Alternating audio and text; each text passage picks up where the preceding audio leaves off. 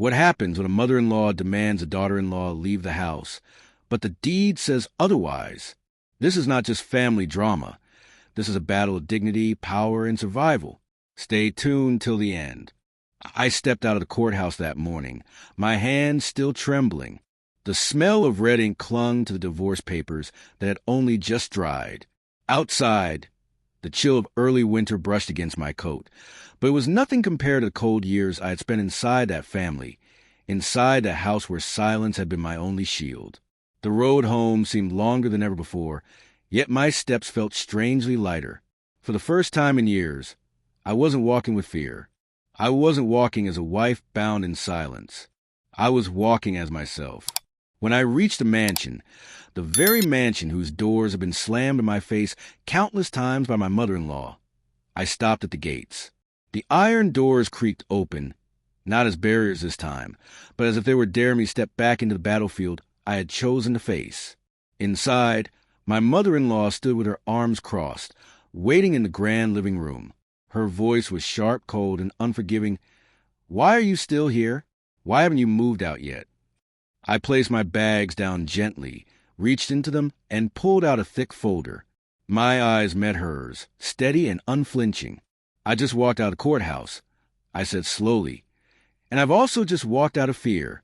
This mansion, this 15 million baht mansion, is mine. Why don't you all move out instead?" The words shattered the air like glass breaking on marble. The room fell into stunned silence. My ex-husband's family, 7 faces staring at me, froze in disbelief. My ex-husband himself stopped moving, his eyes blank, as if he had just been dragged out of a dream he never thought would end. I placed the land deed on the glass table. The heavy sound of the folder hitting the table echoed through the room like a judge's gavel. For a moment, no one breathed. Her face flushed red. My mother-in-law's lips trembled with fury. "This house belongs to my son," she shouted. I calmly slid the documents across the table toward her. "The deed has my name. The money that bought this house. It was mine. If you don't believe me, bring your lawyer tomorrow. Everything is in my records." For the first time, I saw my mother-in-law falter. Her hand shook slightly, and behind her sharp glare, I caught the faintest trace of fear. But I also knew this was just the beginning. The silence in the room after I laid those papers down was unbearable for them, but liberating for me. For years, I had been treated as though I were an outsider, an unwelcome guest in my own marriage, in my own home. Yet in that moment, the weight shifted. I was no longer the woman who bowed her head in silence. I was the rightful owner of the place they had tried to cage me in. My ex-husband's face turned pale. His hands twitched at his sides, as if he wanted to protest, but no words came out. For years, he had been the puppet dancing on his mother's strings, nodding to every cruel word she spoke, agreeing to every scheme that pushed me further into the shadows. Now, for the first time, he realized the strings had been cut, and he was standing exposed, naked of power, naked of excuses. I could almost hear the gears turning in his mother's mind. Her pride was built on appearances, on the grand facade of wealth and control. She had paraded herself in front of relatives and neighbors as the matriarch of this house, the queen of her empire. Now, that empire was crumbling before her eyes. Her son could not speak for her, and the papers on the table spoke louder than any insult she could throw at me.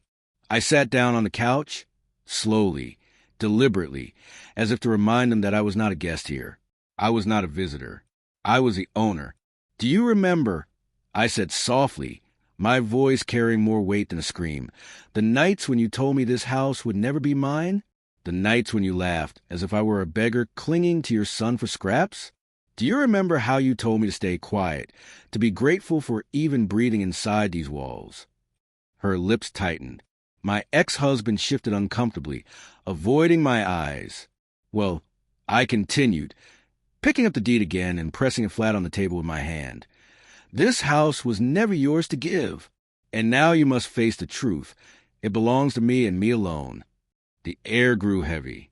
I could feel the servants at the edges of the room listening, pretending to be busy with trays and cloths, but their ears were fixed on every word. They too had seen the way I was treated, how often I was belittled, ignored, or ordered about as though I were nothing more than another maid in her household. Perhaps, for the first time, they saw justice unfolding before them. My mother-in-law's voice cracked like lightning. You think a piece of paper will erase the years you lived here under my roof? I leaned forward, my smile calm but cutting. I think this piece of paper proves it was never your roof. She opened her mouth again, but before she could speak, I lifted my hand. Enough? I said firmly, louder this time. My voice echoed against the marble walls. For years I held my tongue. Not today. I stood up, walking slowly toward the large window that overlooked the front garden. The light spilled in, warming my face. I turned back to them. 7 faces staring at me, their expressions twisted between disbelief and rage. This house, I said clearly, each word sharp as glass, is worth $15 million. But to me, its value isn't in money. It's in what it represents. Freedom, independence, the proof that I am more than what you tried to reduce me to.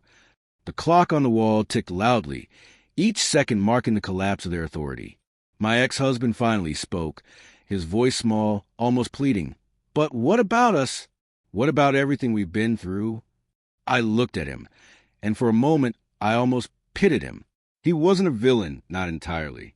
He was weak, a man who never once stood beside his wife, who let his mother dictate every part of his life. And weakness, when left unchecked, is its own kind of cruelty. What about us? I repeated, my voice steady. When I cried, you were silent. When I was insulted, you turned away. When I begged for support, you gave me excuses. That is what we've been through. And now it is over. His shoulders slumped, his head bowed. For once, his mother had no words to defend him. The weight of silence pressed on them all. And in that silence, I felt stronger than I had in years. But deep inside, I also knew this was only the first battle. Ownership of the house was just a piece of the war. What lay ahead would test me even more. The struggle to rebuild my life from the ashes they left me in, the challenge of living under the same roof with those who despised me until they were the ones who chose to leave. And I was ready. The atmosphere inside that grand mansion grew thicker with every passing second. My words had pierced through the air like arrows, and though no one dared to admit it, the truth now sat in the center of the room heavier than the marble statues and chandeliers above us. My ex-mother-in-law was still frozen in her seat, her lips pale, her hands trembling slightly as she gripped the armrest of her chair. For years she had thrived on authority, issuing orders with a single look, striking fear with her tone. But now that power had slipped from her fingers, and she was left with nothing but wounded pride. Her eldest daughter, my former sister-in-law, was the first to break the silence. She slammed her palm on the table, her voice sharp and shrill. This is ridiculous. Do you really think a piece of paper makes you the owner of this place? You've lived off my brother for years, and now you're pretending to be the queen of the house. I turned my head slowly toward her. My expression didn't falter, my voice calm. No, I said, I never lived off your brother.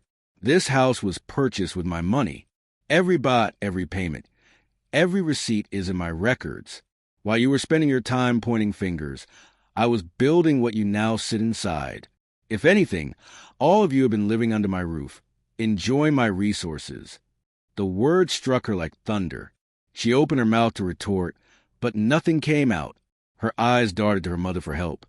But the matriarch's silence offered no shield. Then the younger brother, my ex-husband's sibling, chimed in, his tone more mocking than angry. You think money makes you powerful? This house may have your name on the deed, but you'll never have this family. You'll never belong. I couldn't help but laugh, a quiet laugh that carried more defiance and anger. Belong, I repeated, raising my eyebrows.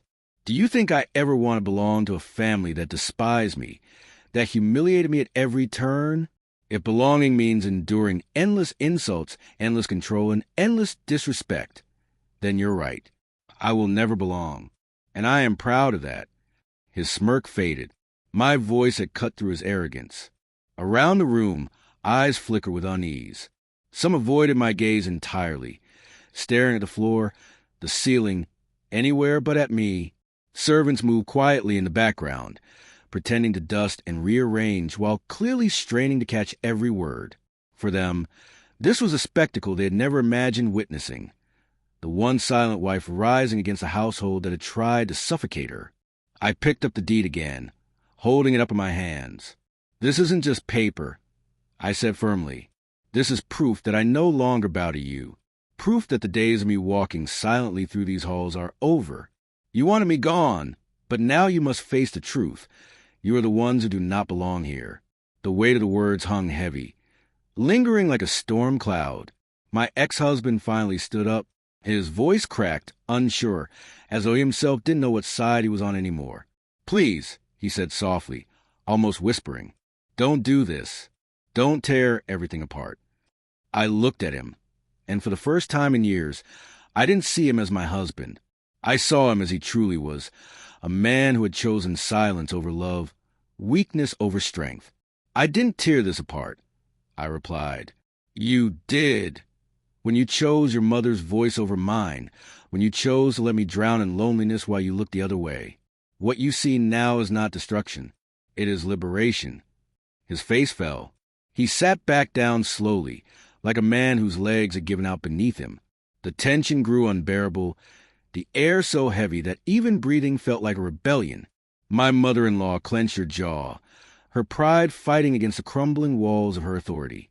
And then, in a voice low and venomous, she said, "You may have the papers. You may have your name on the deed. But you will never erase me from this house. Never." I leaned forward, my eyes locking onto hers. "Then stay," I said. "Stay, and watch as everything you once controlled slips from your hands. Stay, and see how powerless your words become when the foundation beneath your pride no longer belongs to you. Stay if you dare, because I'm not leaving. Not anymore." For the first time in years, I didn't feel like the outsider standing in the corner of the room. I felt like the rightful owner reclaiming what was always hers. The walls that once echoed with my silence now carried my voice, firm and unshaken. And though this battle was far from over, one thing was certain. The war inside this mansion had only just begun. The night after that confrontation was the heaviest silence I had ever experienced in this mansion. No raised voices. No footsteps rushing down the hallway. Just silence, thick and suffocating, pressing against the walls. Yet beneath that silence, I could feel the storm brewing. The family that had once ruled every corner of this house would not surrender so easily. When I walked through the halls, I could feel their eyes on me. My ex-mother-in-law would sit in her chair in a lounge, staring at me with a mixture of rage and disbelief. Every glance was a challenge, every silence a threat. She didn't need to speak. Her eyes said it all. This is not over. My ex-sister-in-law, the one who had shouted at me earlier, began her campaign of subtle cruelty. She would leave things scattered in the hallway, shoes, laundry, dirty dishes, knowing the servants would hesitate to clean them up in my presence. She wanted me to trip, to stumble, to feel like an intruder walking through a battlefield of small, deliberate traps. Her younger brother wasn't much different. He smirked whenever I passed, whispering insults just loud enough for me to hear, yet quiet enough to avoid being confronted. Words like gold digger, parasite, or squatter slipped from his lips like venom. He believed that if he said it often enough, I would eventually break. But they were wrong. I did not break. Every insult, every glare, every trap only fueled a fire that had been smoldering in me for years. The servants were caught in the middle of it all. They moved cautiously, torn between their loyalty to the family and their quiet sympathy for me. Some of them, emboldened by what they had witnessed, began treating me differently. A respectful nod here, a gentle smile there, small gestures, but enough to remind me that I was not alone. And yet, I knew those small shifts would only enrage the family further. My mother-in-law noticed everything. Her sharp eyes missed nothing. She began summoning the servants more frequently, ordering them to her side, whispering commands and instructions that sent ripples of unease through the house. She wanted to remind them that she was still in control, that she was still the matriarch. But the truth was unavoidable. The power was no longer hers. One evening, as I sat in the living room, reading through financial documents to further secure my position, My ex-husband entered the room. His steps were slow, hesitant, like a man walking into a battlefield with no armor. "I don't understand why you're doing this," he said softly. His voice was tired, worn down by the tension of the past days. "Why can't you just move on? Why stay here when no one wants you?" I placed the documents down and looked at him.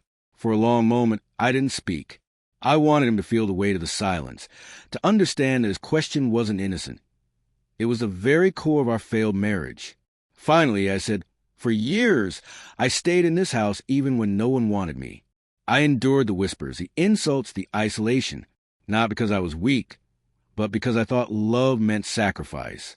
But love without respect is slavery, and I will not be a slave any longer. That is why I stay." He flinched, his shoulders slumping. He had no answer. He never did. Days turned into weeks, and the war of presence grew more intense. The family tried everything. They invited relatives over, hoping to humiliate me in front of them. At family dinners, they spoke over me, ignoring my presence, pretending I wasn't there. They spread rumors in the neighborhood, whispering tales of betrayal and deceit, painting me as a villain who had stolen their legacy. But I did not waver. When relatives came, I welcomed them with poise and calm, offering them tea in the very cups I had purchased. When neighbors whispered, I greeted them with dignity, never lowering myself to the level of gossip. Inside, of course, it hurt. The lies, the constant attacks, the suffocating hostility. It pressed against my chest like an endless weight. But every night, when I locked my bedroom door and stood alone by the window, I reminded myself of the truth. This house is mine. My freedom is mine. And no one can take that away from me again. The breaking point came one afternoon when my mother-in-law cornered me in the hallway. Her voice was low, almost a hiss, as she said, "You may think you've won, but mark my words, you will never find peace here. As long as I live under this roof, you will never rest." I looked at her, not with anger, but with a calmness that surprised even me. "Then may you never rest either," I replied, "because I am not leaving. Not today, not tomorrow. You'll have to wake up every morning and see my face. And remember that everything you thought was yours is now mine. If you cannot bear it, then you are free to leave." Her eyes burned with fury, but behind that fire, I saw something else. Fear. For the first time, she realized her threats no longer bound me. And that was the moment the balance of power truly shifted. After that hallway confrontation, a new rhythm began to take shape inside the house. It was subtle at first, almost invisible, but with each passing day the center of gravity shifted. Where once my ex-mother-in-law's voice echoed through every room, it now bounced off walls that no longer carried her authority. Where once the family barked orders to staff, the staff now paused and waited to see what I would say. The mansion itself seemed to sense the change. For years it had been a stage for my silence. Now it became a stage for my presence. I started small, deliberately. In the mornings I would come down early, before anyone else, and sit at the long dining table. Instead of waiting for food to be served, I would direct the staff myself. No heavy oil on the eggs today. More fruit on the side. Small instructions at first, but each one a signal. I was not a guest. I was the head of this household now. The servants obeyed without hesitation. At first they glanced nervously toward the matriarch, but when no reprimand came, their confidence grew. They began coming to me for guidance on purchases, repairs, and schedules. I didn't snap at them or belittle them as she had. I spoke softly, clearly, but firmly. In time, they started to look relieved when they saw me. The family noticed. My ex-sister-in-law's voice became sharper at breakfast. She would slam her glass down harder than necessary. She made loud calls in the hallway, deliberately bragging about money or connections, as if to remind everyone of her importance. But the staff's eyes no longer flicked to her for instructions. They flicked to me. One afternoon she tried to order delivery for an expensive furniture set without asking me. The invoice arrived in my name. I quietly called a supplier and canceled it. When the truck didn't arrive, she stormed into my study, waving her phone. "How dare you cancel my order?" she screamed. I looked up from my paperwork and said calmly, If you want to furnish this house, you'll do it under my permission. That's how ownership works." Her face twisted with rage. She left slamming the door, so hard a picture frame rattled. But she didn't reorder the furniture. My ex-husband, meanwhile, had retreated into a kind of ghostly presence. He drifted through the mansion as if it no longer belonged to him, his shoulders hunched, his eyes avoiding mine. He would spend long hours outside, only returning late at night. Sometimes I could hear him arguing quietly with his mother in the next room. Other times, there was only silence. The silence of a man who had lost both his wife and his authority, and didn't yet know how to live with the loss. I didn't hate him. Not anymore. I simply saw him for who he was, a man who had chosen the easier path until it led him to this dead end. Week by week, I began taking over the administrative life of the house. I had the locks changed, not to bar them from entering, but to ensure that every key was accounted for. I updated the household accounts, moved funds from joint accounts into secure, separate ones under my control. I reviewed the property taxes, the maintenance contracts, even the security system. The more paperwork I handled, the clearer it became. For years, I had been paying for far more than I had ever been credited. My saving, my income, had quietly financed renovations, bills, and even some of their private debts. While they had called me a guest, I had been their silent benefactor. Now the silence was over. Inside the house, the change was palpable. Meals became quieter. Conversations shrank. Even the mother-in-law's voice softened when addressing me, though she masked it as civility. But her eyes betrayed her. Eyes that used to sparkle with condescension now darted with calculation. She was planning something. I could feel it. Some nights I would hear whispers outside my door, hurried conversations, then doors closing. Sometimes I would find my papers shifted on the desk, as if someone had tried to read them. Other times the phone lines would go dead mid-call. These weren't coincidences. This was her counterattack. Small intrusions, little acts meant to rattle me. But each time I responded not with anger, but with precision. I installed cameras in my study. I locked important documents in a safe. I set up notifications on my accounts. I began keeping a journal, documenting each incident with dates and times. If they wanted to war nerves, I would fight it with patience. Outside of the mansion, word had begun to spread. Neighbors, relatives, and old acquaintances whispered about the divorced woman who owned the 15 million baht house. Some pitied me, some envied me, some admired me. Invitations came, quiet lunches, business offers, collaborations. People who once ignored me at family gatherings now sent messages asking how I was. I accepted only a few of these invitations, not because I wanted their approval, but because I had learned the value of choosing my company carefully. For years, I had been surrounded by people who saw me only as a wife, a daughter-in-law, a convenient wallet. Now I would surround myself with people who saw me as a person. Within the mansion, the servants grew bolder. They began greeting me first instead of my mother-in-law. They started addressing small issues directly to me without seeking her approval. A torn curtain, a late delivery, a maintenance check, all now came to me. I always answered politely. I always thanked them. And in their quiet smiles, I saw something shifting: loyalty. Not forced loyalty like before, but voluntary loyalty, the kind that comes from respect. My mother-in-law noticed. Her lips grew thinner each day. She began retreating to her room for longer stretches. But I knew she was not surrendering. She was regrouping. The air inside the mansion became a chessboard. Every movement, every word was a piece being moved. I woke early, exercised, and dressed with care, even on days when I did not leave the house. I wanted them to see I was not shrinking. I wanted them to feel the steadiness of my presence, the inevitability of my ownership. At night, when the house fell quiet, I would stand at the window and watch the garden lights flicker. This house, which had once been a gilded cage, was slowly becoming something else. A fortress, not of stone, but of dignity. And still, I knew the war was not yet over. The shift in power had unsettled them all. In the early days after the divorce, they had been stunned, unsure how to respond. But weeks of living under my quiet, Unwavering presence gave them time to regroup. Now their resistance began to take new shapes. It started small.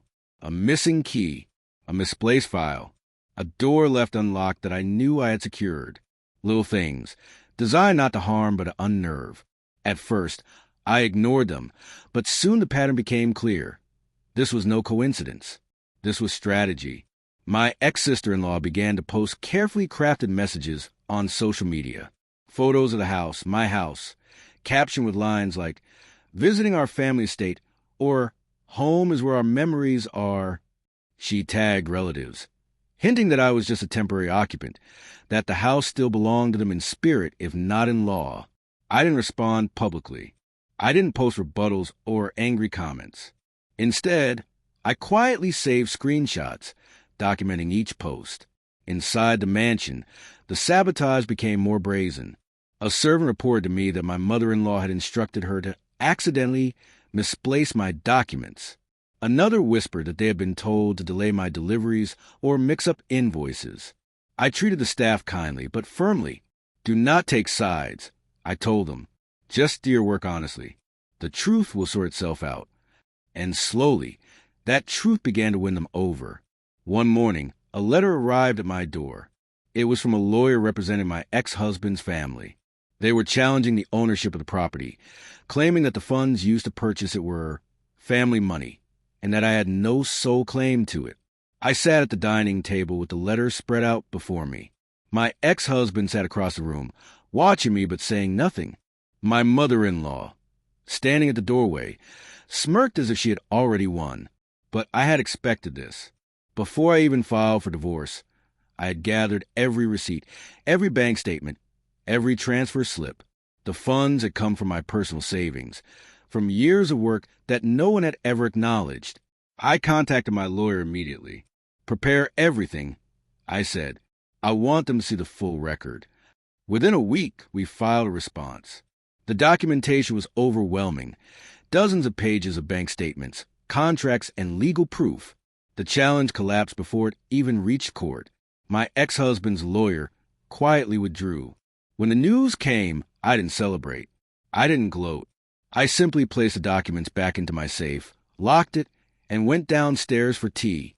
My mother-in-law watched me pour my tea, her expression unreadable. She had underestimated me. But the battle was not only legal. It was psychological. Soon, relatives began arriving at the house uninvited. Aunts, uncles, cousins, people who had barely spoken to me for years now appeared on my doorstep with 4 smiles. "We just came to visit," they would say. "We miss the old times." At first I welcomed them politely, but their real purpose soon became clear. They weren't here to reconnect. They were here to pressure me, to coax me into giving up the house. Over tea they would say things like, "Wouldn't it be easier if you just sold the place and started fresh?" Think of the family. This house is memories. You're young, you can build another home somewhere else. Each time, I smiled politely and said the same words. This house is not a memory. It's a legal property in my name. If you want memories, take the photographs. They would leave frustrated, whispering in the hallways, glancing back at me as if trying to read some weakness on my face. But there was none left for them to find. Inside the mansion, the servants began to gravitate openly toward me. They started reporting directly to me, bypassing my mother-in-law entirely. They began using my schedule as the household schedule. The small gestures of loyalty had grown into open allegiance. One evening, while inspecting the kitchen, I found the head servant waiting nervously. She bowed her head and said, "Madam, the family asked us to stop serving you properly. They want us to make your life uncomfortable. But we can't. You've been fair to us. We will work for you." I felt a lump in my throat. I nodded and said softly, "I don't want you to choose sides. I only ask you to do your job honestly. No lies, no sabotage. That's enough." But I knew, in that moment, the battle had already shifted. Authority is not just about deeds and documents. It is about who people choose to follow. At night, I often thought about the irony of it all. For years, this house had been my prison. Now it was my fortress. But fortresses require vigilance. I installed better locks. updated the security cameras, replaced the passwords on all household accounts. I kept backups of every important document. I even set up a separate bank account for the staff's salaries, so no one could interfere. My ex-husband saw the changes and said nothing. Sometimes I caught him watching me with a strange expression, part regret, part admiration, part fear. But he never intervened. Perhaps he knew it was too late. Then came the smear campaign. One morning, a neighbor called me quietly and said, "They're telling people you stole the house, that you manipulated your husband, that you're a fraud." I thanked her for telling me. I didn't rush to deny anything. Instead, I began gathering evidence again. Screenshots, messages, recordings of whispered threats. Piece by piece, I built a file. If they wanted a war of words, I would answer with truth. If they wanted rumors, I would answer with facts. I didn't post online. I didn't argue. I simply prepared. But even as the battles raged, I began to change. My mornings became rituals of strength. I would wake at dawn, exercise, meditate by the window. I started writing again, something I hadn't done in years. I wrote about freedom, about self-respect, about how a woman's silence can turn into a weapon when the time is right. Some nights, when the house was asleep, I would walk through the empty halls, touching the banisters, the walls, the furniture. This house had witnessed my tears, my humiliation, my endurance. Now it witnessed my rise. And I promised myself, no matter what came next, I would not let it break me again. The whispers outside the mansion grew louder. At first, it was only gossip, subtle murmurs in tea shops, relatives repeating half-truths at weddings, neighbors exchanging looks as I passed. But soon it began to take shape, more organized, more deliberate. The story they told was simple, poisonous, and easy to believe for those who had never known me. I had stolen the house. I had tricked their son. I had forged documents. I was a gold digger who used beauty and lies to snatch away what was not mine. Every rumor carried the same theme, that I did not belong. Inside the mansion, those rumors became weapons. My ex-mother-in-law would raise her eyebrows dramatically when the phone rang, as if receiving updates from concerned relatives. My ex-sister-in-law laughed loudly in the kitchen one day, saying, "Everyone in the neighborhood knows what kind of woman she is." Their words were meant to corner me, to make me feel isolated even beyond the walls of the house. But they didn't understand. Isolation no longer frightened me. I had lived with it for years. Silence had been my prison, but it had also been my training ground. Now, silence was my shield. One morning, there was a knock at the gate. When I went to answer, 2 uniformed police officers stood there, hats in hand. They explained that they had received a complaint that I was illegally occupying the property, that there was a dispute over ownership. Behind them, I could see my ex-mother-in-law watching from an upstairs window, her eyes gleaming with cruel anticipation. I invited the officers inside calmly. I offered them water, then retrieved my folder from the study. Inside were copies of the deed, stamped document from the bank, and the court judgment from the divorce settlement. The officers reviewed the papers quietly. One of them looked at me and said, "This is clear. You are the legal owner. These complaints have no ground." I thanked them politely. They left without incident. From the corner of my eye, I saw the curtain in my mother-in-law's window snap shut. That night at dinner, she said nothing, but the silence in her eyes told me everything. She would try again. The next attempt was more insidious. A letter arrived from a local community association, claiming that there were complaints about my behavior. They accused me of being rude to neighbors, of creating disturbances, of being unsuitable to live in a family home. I read the letter slowly, carefully, then folded it neatly and set it aside. Later that evening, I drafted my own letter, a formal, detailed response with documented evidence of my conduct. I attached copies of receipts from charitable donations I had made, thank you notes from local businesses, and even testimonials from staff who had worked for me for years. When the community board reviewed both sides, their reply was short and firm. No action will be taken. The claims are unsubstantiated. Once again, their attempt collapsed. But the pattern was clear now. They were not fighting for the house. They were fighting for control over me. Inside the mansion, the atmosphere turned poisonous. Every meal was a quiet war. My ex-sister-in-law would forget to set a plate for me at dinner, forcing the servants to scramble at the last moment. The younger brother mocked me openly, whispering lines like, "Enjoy it while it lasts," whenever I passed. Even my ex-husband, usually silent, began to break. One night, he cornered me in the hallway and said bitterly, "Why are you making this so hard? Just leave. You're destroying the family." I turned to him, my voice calm but cutting.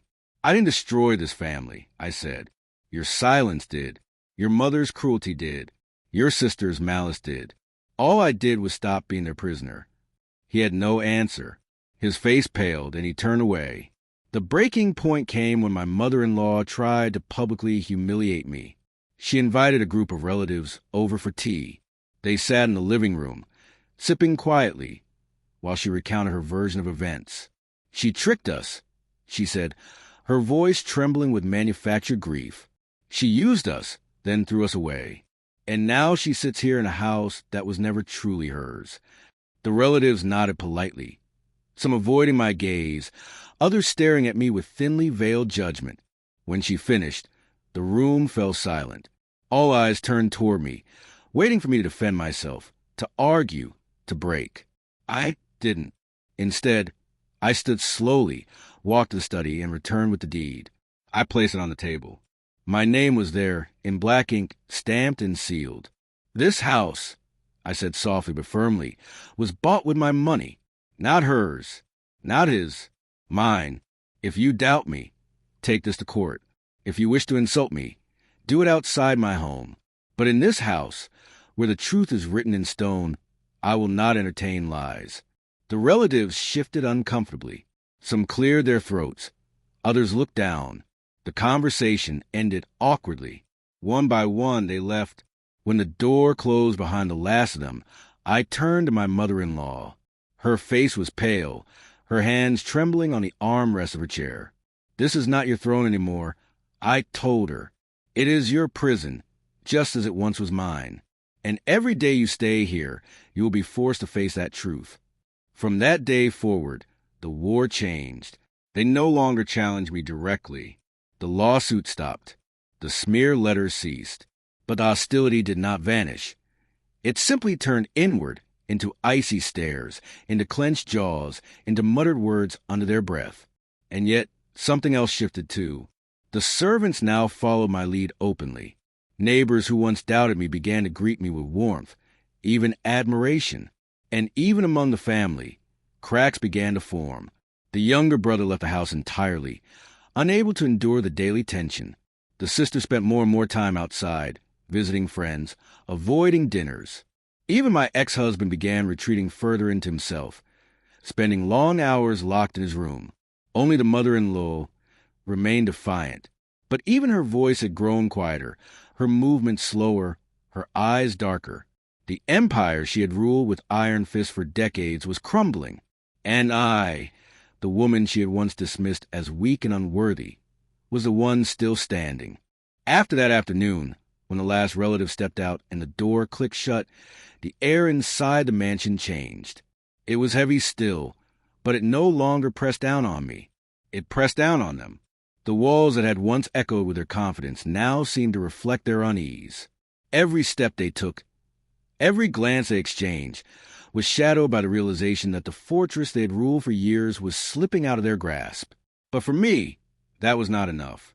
I didn't just want to occupy the house. I wanted to reclaim it, to erase the years of humiliation that still clung to the walls like dust. So I began to transform the mansion.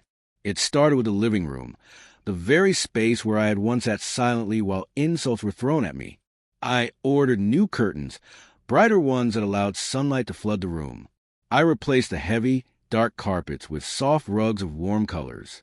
The paintings, once chosen by my mother-in-law to display her taste of severity, I replaced with art that reflected freedom, landscapes, open skies, fields of flowers.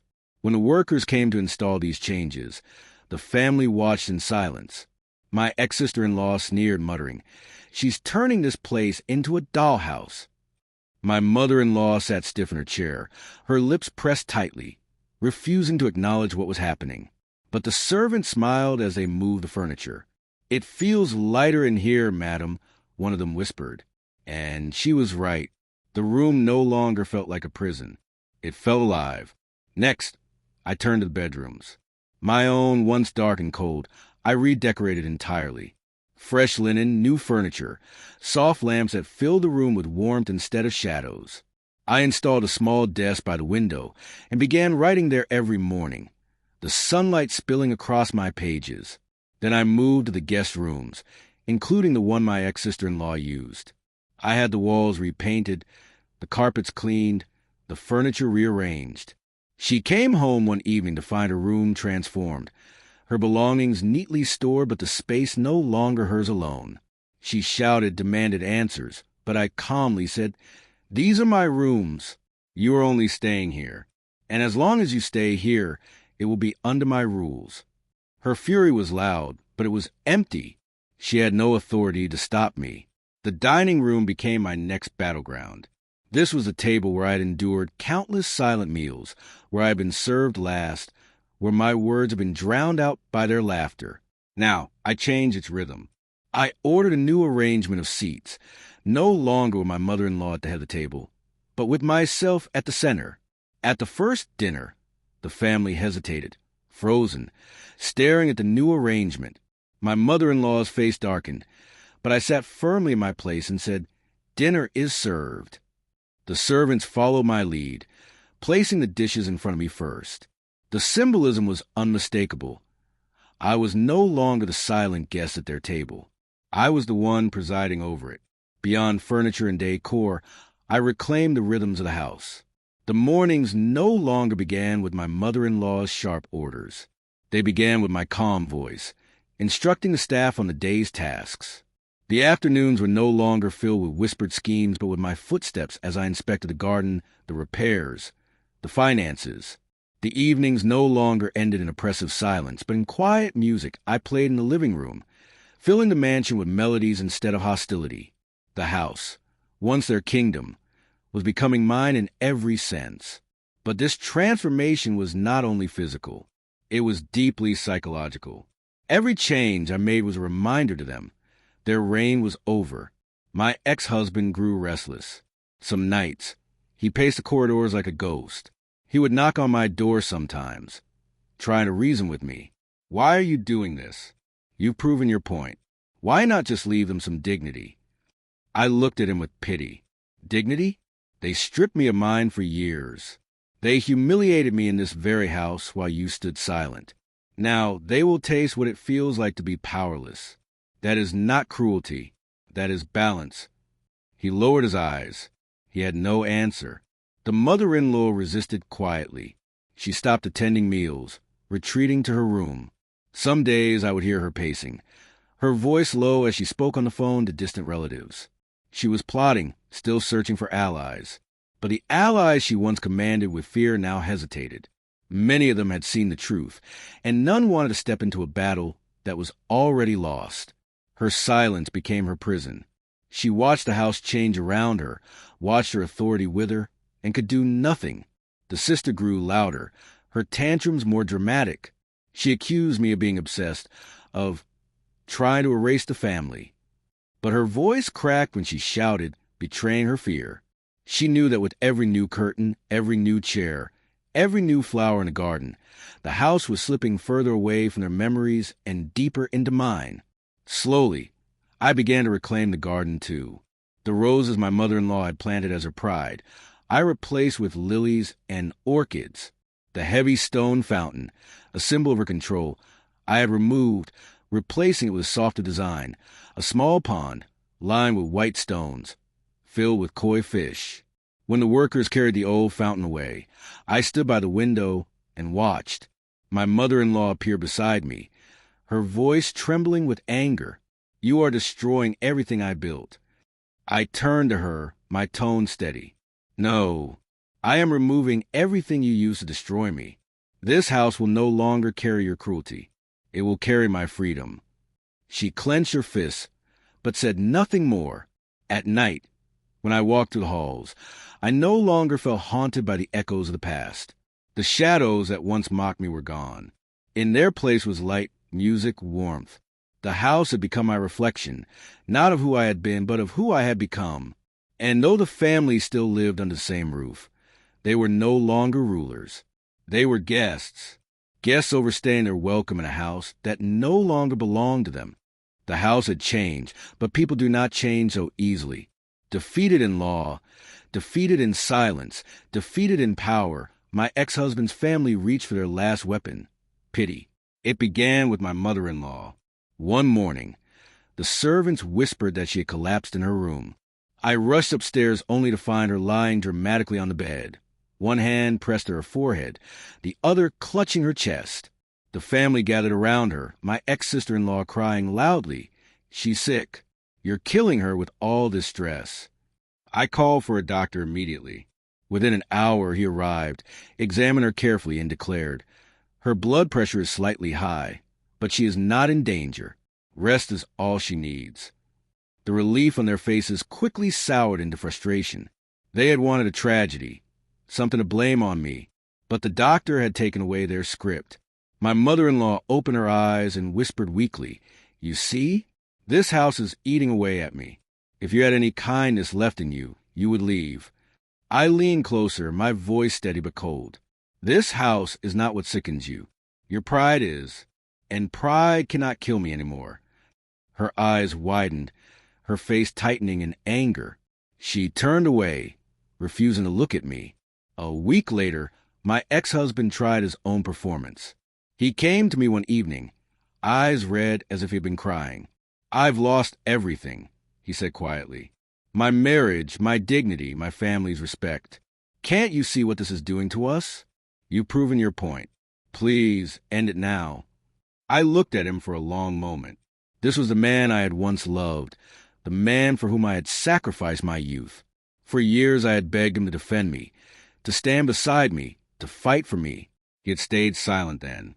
And now, when he had lost everything, he finally spoke, not for me, but for himself. "I am not the one who destroyed you," I told him. "You destroyed yourself when you chose silence over truth.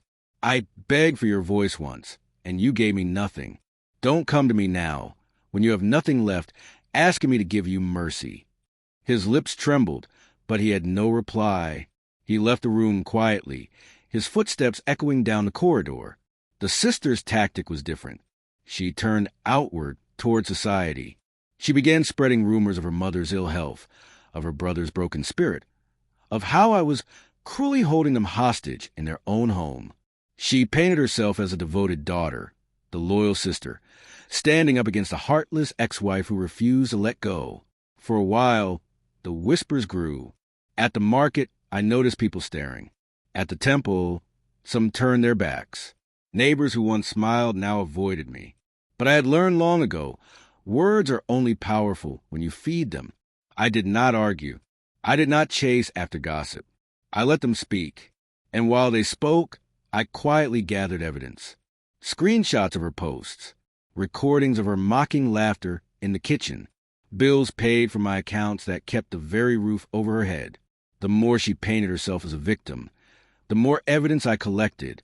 And when the time came, I showed it, not in anger, but with precision. A business associate of mine asked, "Is it true?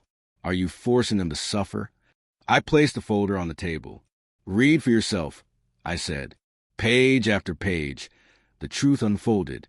My money, my deeds, my generosity in letting them stay despite their cruelty. The associate looked up at me, eyes wide. "You've been carrying them this whole time." Word began to spread again, this time in my favor. The whispers turned. Pity shifted. Those who once judged me began to admire me, not as a victim, not as a thief, but as a woman who had stood her ground. Inside the house, the cracks deepened. The younger brother, who had once mocked me, grew quiet. One evening I overheard him whispering to a friend on the phone, "She's not leaving. No matter what we do, she's not leaving." His voice carried not anger, but something closer to fear. The sister grew restless. Her laughter grew shrill, her tantrums louder. She stayed out later at night, coming home drunk sometimes, slamming doors, breaking plates. The more control she lost, the more violently she tried to cling to the fragments. And my mother-in-law, the queen of this house, retreated further into her room. Some days she refused to come out at all, eating in silence behind closed doors. The once proud woman who had ruled with iron fists now lived like a shadow in a house that no longer obeyed her. But I did not stop. I expanded my transformation of the mansion. I refurbished the study, turning it into my office. I replaced the family portraits in the hallway with photographs of my travels, my work, my achievements. I restored the garden, inviting neighbors and children to enjoy it on weekends, turning what had been a fortress of hostility into a place of community. The family hated it. They saw strangers laughing in the garden, children running through the grass, while they sat inside, powerless. They watched as the house, once a symbol of their dominance, became a beacon of my freedom. And still they whispered, still they plotted, still they waited for me to slip. But I had learned how to endure storms. And now I was a storm. The war dragged on for months. Every move they made, I countered. Every trap they set, I stepped over. They had tried intimidation. They had tried pity. They had tried lies and rumors. And when none of it worked, they reached for their last hope, outsiders with authority. One afternoon, a local religious elder arrived at the mansion. He came with kind eyes, holding prayer beads, speaking softly. My mother-in-law had summoned him, hoping to use faith and tradition as weapons. "My daughter-in-law is stubborn," she said dramatically, her hand pressed to her chest. "She is destroying the harmony of our family. Please, guide her. Teach her to show respect. Teach her to leave." The elder turned to me, expecting tears, expecting apologies. Instead, I smiled politely and handed him a folder, the same folder I had shown so many others. Inside were the documents, the deeds, the proof. "This house was built on my sacrifice," I said. "For years, I gave everything to this family, and they gave me nothing in return. Respect is not demanded. It is earned, and they lost mine long ago." The elder read quietly, his eyes scanning the papers. When he looked up, there was no judgment in his gaze, only respect. He nodded slowly, returned the folder, and said, "Then the truth is clear. Stand firm, daughter. You have already shown patience far greater than most." He left soon after. My mother-in-law's face was pale with shock. Even the weapons of tradition and society had failed her. In the weeks that followed, the mansion grew quieter. The tantrum stopped. The shouting faded. The whispers ended. The family moved like shadows in the background, no longer rulers, no longer fighters, just remnants of a war they had lost. And me, I began to breathe again. The house no longer felt like a battlefield. It felt like mine. The curtains were bright, the garden alive, the halls filled with music and laughter when I invited friends or children from the neighborhood. The servants worked with ease, no longer afraid. Even the walls seemed lighter, as if shedding the years of bitterness they had absorbed. One evening, as the sun set over the garden, I stood at the window of my study and looked out. The koi pond reflected the orange sky. The lilies swayed in the breeze, and for the first time in years, I felt peace. I thought of the woman I had been when I first entered this house, silent, fearful, broken. And I thought of the woman I had become, strong, unshaken, unafraid. The truth was clear. They had tried to erase me. But in the end, I had erased their power instead. The final irony was this. Though they stayed under my roof, it was no longer their house. Every corner bore my touch. Every room carried my presence. Every brick echoed with my resilience. The mansion that had once been a cage had become my crown. And to those who doubted me, to those who whispered against me, I had only one answer. Strength does not come from inheritance. It comes from endurance. And so this chapter closes, not with defeat, but with victory. Not with tears, but with pride. Not with silence, but with a voice that will never again be silenced. This is more than a story of a house. It is a story of reclaiming dignity, of refusing to bow, of turning pain into power. Sparkles, if you watched until now, I want to hear your thoughts. What would you have done in my place? Do you believe patience is the greatest weapon, or is it strength? Tell me your thoughts in the comments below, backhand index pointing down. And if you found this story powerful, don't forget to like, share, and subscribe to our channel, Zimo Voice, where more stories like this come to life.